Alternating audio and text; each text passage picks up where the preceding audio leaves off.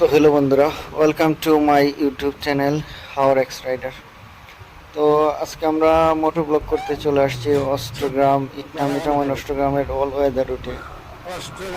আজকে শুধু মোটর ব্লগই করব না, আজকে আমি এই রুটটার একটা কলঙ্ক আছে, আপনারা সবাই জানেন। এই রুটটা নাকি সিলেটের বন্যার জন্য দায়ী।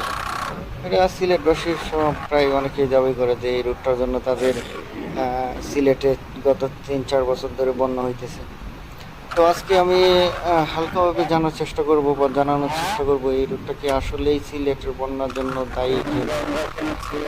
তো এজন্য আমার দরকার হবে একটা কালভার্ট বা ব্রিজের এখানে দাঁড়ানো বা একটু স্থির করে দেখানো যে আমার ডান পাশে বলতে ডান পাশে হলো সিলেট অঞ্চল থেকে যে পানিগুলো আসে এদিকটার হাওয়া, আর বাম পাশে হলো মানে এই পানিগুলো